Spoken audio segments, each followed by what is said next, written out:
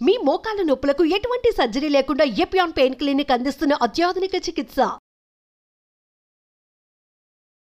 నమస్తే అమ్మా. అమ్మా, పండుగ విశిష్టత అలానే భద్రాచలంలో అంగరంగ వైభవంగా కన్నుల పండుగగా కళ్యాణం చేస్తారు. అవునమ్మా. వెళ్ళగలిగే వాళ్ళు వెళ్తున్నాము. ఇవాళ రేపు మనకు అవకాశాలు ఎక్కువగా కనిపిస్తూ ఉన్నాయి. సోషల్ మీడియా కావచ్చు, ఎలక్ట్రానిక్ మీడియా కావచ్చు.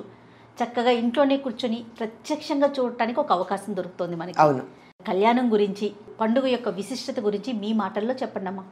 చైత్ర శుద్ధ నవమి రాముడు పుట్టినటువంటి రోజు. శ్రీరామ నవమి అంటే ఆ రోజు 5 గ్రహాలు ఉచ్చస్థితిలో ఉన్నప్పుడు మధ్యాహ్న సమయంలో రాముడు ఆవిర్భవించాడు, అవతరించాడు. కనుక దాన్ని శ్రీరామనవమి అన్న పేరుతో మనం చేసుకుంటూ ఉంటాం. అయితే ఆనాడు కళ్యాణం చేయడం అనేటటువంటి ఒక సంప్రదాయాన్ని కంచర్ల గోపన్న గారు భద్రాద్రిలో ప్రారంభించాడు. ఆయన కంచర్ల గోపన్న పేరు, కానీ రామదాసుగా లోకంలో ప్రసిద్ధి వహించాడు. అంటే తన అసలు పేరు కూడా వదులుకుని నువ్వెవరు అంటే తన ఇంటి పేరు కంచర్లని కానీ తన పేరు గోపన్న అని కానీ చెప్పక నేను రామదాసుని అంతే అని అంతగా రాముడికి దాసుణ్ణి అన్నట్టుగా తన జీవితాన్ని రాముడికి అర్పించినటువంటి వాడు ఈయన రామదాసు. ఆయన ప్రారంభించాడు, తెలుగు వాళ్ళందరూ దాన్ని అనుసరించారు. ఈ శ్రీరామనవమి నాడు ప్రతి గ్రామంలోనూ ప్రతి ఇంట్లోనూ, గ్రామంలో ఒక చోట అని చెప్పడానికి వీలు లేదు, 4 రోడ్ల కూడలి ఉన్నటువంటి ప్రతి చోట, 4 ఇళ్ళు కలిసిన ఒక చోట ఎవరికి వాళ్ళు ఇళ్లల్లో సీతారామ కళ్యాణం చేసుకుంటారు. ఇళ్లల్లో చేసుకోవడం కాక సామూహికంగా చేసుకుంటారు. తమ ప్రాంతంలో లేదా గ్రామంలో అంతా కలిపి చేసుకుంటారు. ఆలయంలో చేస్తారు. నిజం చెప్పాలంటే రామ మందిరం లేనటువంటి గ్రామం తెలుగు నేలలో లేదు.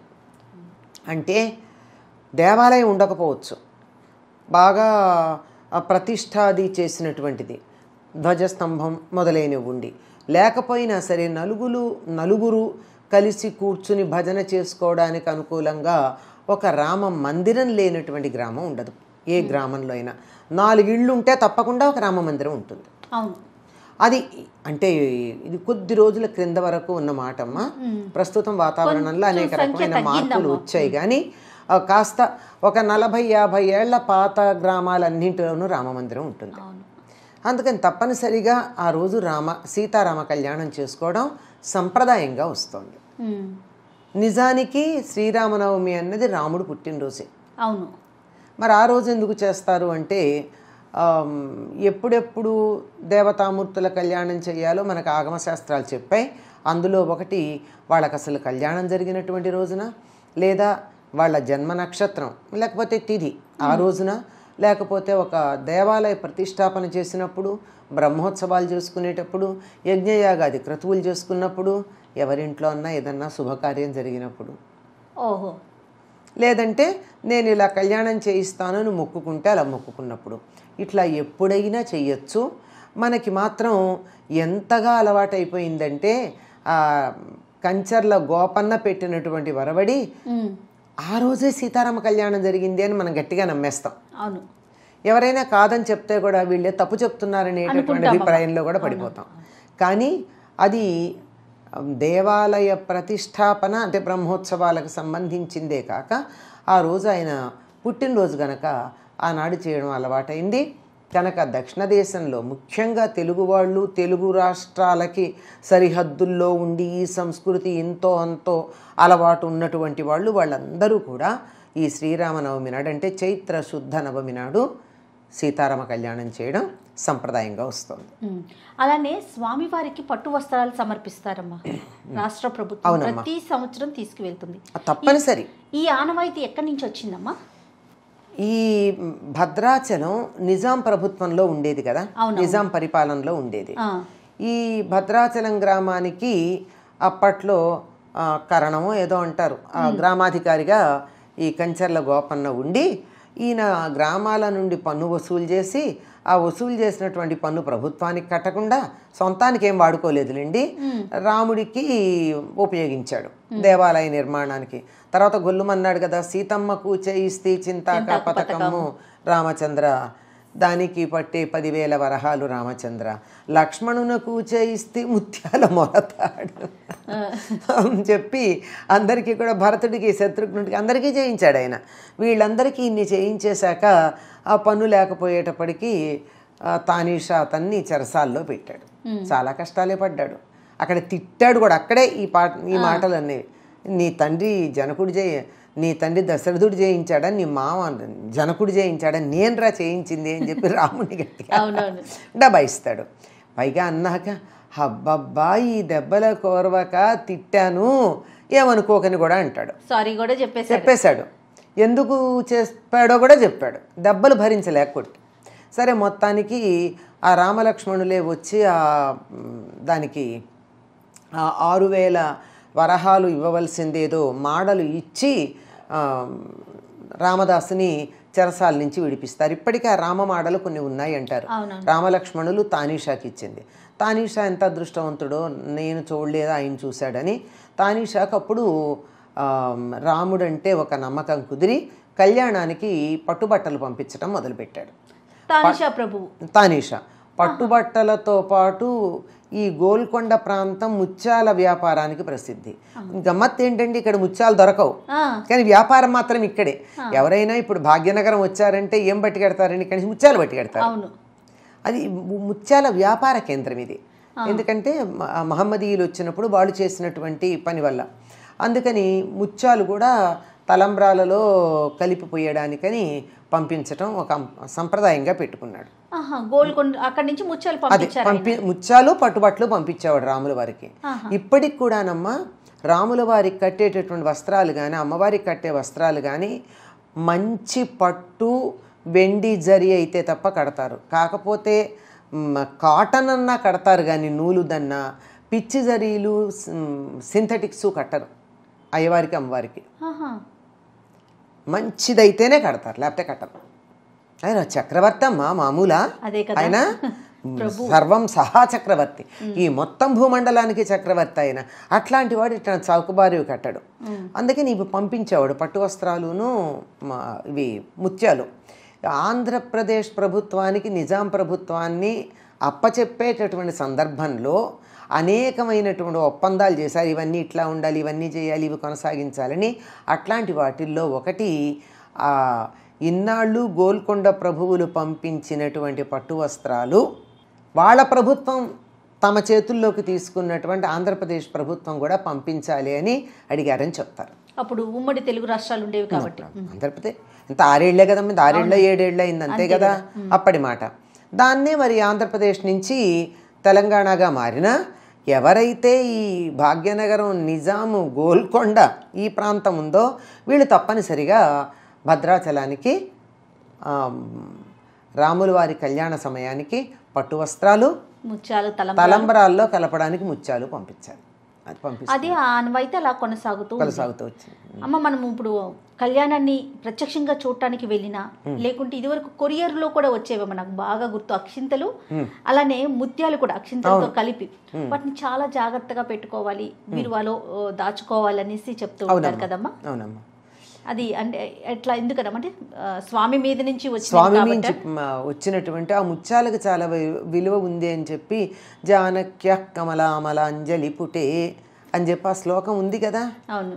యా పద్మరాగాయిత, అమ్మవారి చేతుల్లో ఉంటే ముత్యాల తలంబ్రాలు పద్మరాగాల్లో ఉన్నాయిట. రాముల వారి తల మీద పడేటప్పటికల్లా ముత్యాలు తెల్లగా ఉన్నాయిట. అక్కడి నుంచి స్రస్త ఆయన శరీరం మీదకి జారేటప్పటికి నీలాల్లాగా ఉన్నాయిట. అంటే ఆయన నల్లగా ఉంటాడు, తల మీద తలపాగా ఉంటుంది కనుక తెల్లగా ఉన్నాయి, ఒళ్ళు నల్లగా ఉంటుంది కనుక ఆ నల్లని కాంతిపడి నీలాల్లాగా ఉన్నాయి. అటువంటివి మనందరికీ క్షేమాన్ని కలిగించుగాక అని చెప్పి మనకి ఈ శ్లోకం లేనిదే పెళ్లి శుభలేఖల్లో మనం వేసుకోం. అవును. మరి అటువంటిది పెళ్లిలో ముత్యాలకి చాలా ప్రాధాన్యం ఉంది. ఆయన ఒంటి మీద పడ్డాయని.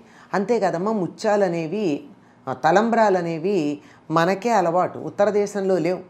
నిజంగా సీతారాములు తలంబ్రాలు పోసుకోలేదు, ఎందుకంటే వాళ్ళ జరిగింది ఎక్కడ వివాహం, ఎక్కడ జనక్పురి అంటే నేపాల్ బార్డర్లో ఉంటుంది అక్కడ కదా ఉండేది. మరి అక్కడ ఈ పద్ధతి లేదు. ఉత్తర దేశంలో తలంబరాలు కానీ తాళి కట్టడం కానీ లేవు. ఈ తాళి కట్టడం అన్నది దక్షిణ దేశానికే, ఈ తలంబరాలు మన ప్రాంతాలకే అలవాటు. అది మనం రాముడిని తెలుగువాడిని చేసేసుకున్నాంగా. మన భద్రాద్రి రాముడు తెలుగువాడండి, అచ్చంగా తెలుగువాడు. ఆయన్ని తెలుగు వేషంలోనే చూసుకుంటాం మనం. అందుకని ఇక్కడే తిరిగాడు చెప్పులు లేకుండా, వాహనం లేకుండా, కాలినడకన రాముడు నడిచి పవిత్రమైన దేశం అమ్మ ఇది. ఇక్కడ దుమ్మును ఎత్తిన చల్లుకుంటే కూడా చాలా పవిత్రం. అందుకని ఇక్కడ నేలని గౌరవించాలి, భూమాతని గౌరవించాలి. రామ పాద స్పర్శ సోకింది అంతే. ఉత్తర దేశంలోనేమో మధురా ప్రాంతం అంతా కృష్ణ పాద స్పర్శ. వాళ్ళు అక్కడ మీకు తెలుసో తెలీదో బృందావనంలో రోడ్ల మీద సిమెంట్ వేయనీరు, తారు వేయనీరు.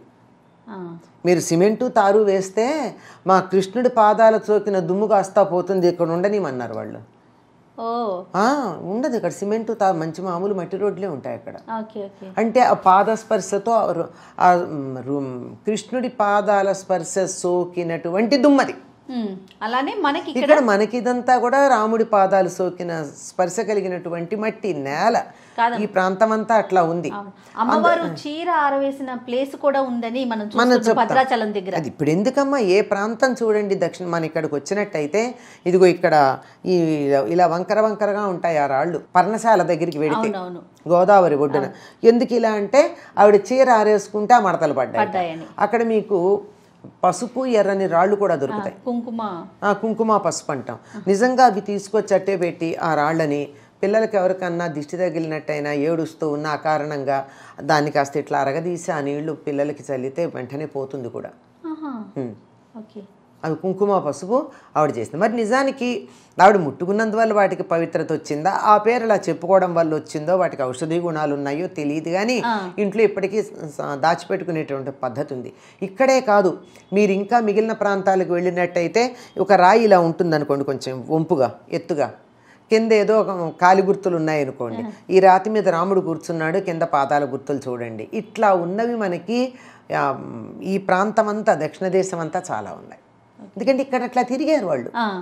అందుకని ఈ ప్రాంతం అంతా కూడా అట్లా తిరిగాడే కనుక రాముడు మనవాడు. అంతే. మన పద్ధతిలో పెళ్లి చేస్తాం. మన పద్ధతిలో పెళ్లి చేసి ఆయనకి సీతాదేవికి ఆయన చేత తాళి కట్టించటం, ఇద్దరు పరస్పరం అక్షతారోపణం అనేటటువంటి కార్యక్రమం ఉంది. దాన్నే తలంబ్రాలు అంటాం. ఈ తలంబ్రాలు పోసుకోవడం జరుగుతుంది. ఇవి మంత్రపూతంగా సీతారాముల శరీరం మీద రాలి పడినటువంటి అక్షతలు గనక వీటికి ఆ శక్తి ఉంటుంది. అందుకని భద్రంగా దాచిపెట్టుకుంటాం. ఎవరివైనా కళ్యాణం జరుగుతుంటే, పెళ్లి జరుగుతూ ఉంటే ఆ తలంబ్రాలలో ఈ 2 అక్షతలు గనక కలిపినట్టయితే వారికి దాంపత్యం చాలా బాగుంటుందని విశ్వాసం. శుభలేఖ ఇవ్వడానికి ఎవరన్నా మన ఇంటికి వస్తే మన ఇంట్లో ఆ భద్రాచలం అక్షతలు ఉంటే వాళ్ళకి 4 అక్షతలు ఇవ్వండి. ఆ అక్షతలు ఇస్తే వాళ్ళు తీసుకెళ్ళి దేవుడి దగ్గర పెట్టుకుంటారు. పెట్టుకుని మళ్ళీ పెళ్ళప్పుడు తలంబ్రాల్లో కలుపుతారు. వాళ్ళ దాంపత్య శోభ చక్కగా ఉంటుంది. అద్భుతం. ఇది తప్పనిసరిగా జరిగేదమ్మా. లేదు ఏదన్నా శుభం కావాలంటే కూడా ఇంట్లో ఏదైనా శుభకార్యాలు చేసుకునేటప్పుడు, పిల్లల పరీక్షకు వెళ్ళేటప్పుడు, ఇంటర్వ్యూలకు వెళ్ళేటప్పుడు, ఏదో పెళ్లి మాటలు మాట్లాడడానికి వెళ్ళేటప్పుడు, ఏదైనా ఒక శుభకార్యానికి బయలుదేరేటప్పుడు దేవుడి దగ్గర ఉన్నటువంటి ఆ భద్రాచలం అక్షతలు కానీ కాసిన 2 తీస్తల మీద వేసుకున్నా, ఇంట్లో వాళ్ళకి వేసినా చాలా శుభం జరుగుతుంది. రాముడి యొక్క ఆశీస్సులు నేరుగా లభ్యమవుతాయని నమ్మకం మనకి. ఇంకా నవమి రోజు మనం ఇంట్లో ఎలాంటి పూజా విధానం పాటించాలమ్మా? నిజానికి నవమి రాముడు పుట్టినరోజు గనక కృష్ణుడికి చేసినట్టే, కృష్ణాష్టమికి చేసినట్టే చాలామంది ఉత్తర దేశం వాళ్ళైతే ముందు రోజు ఉపవాసం ఉంటారు, బ్రహ్మచర్యం పాటిస్తారు, నియమంగా ఉంటారు.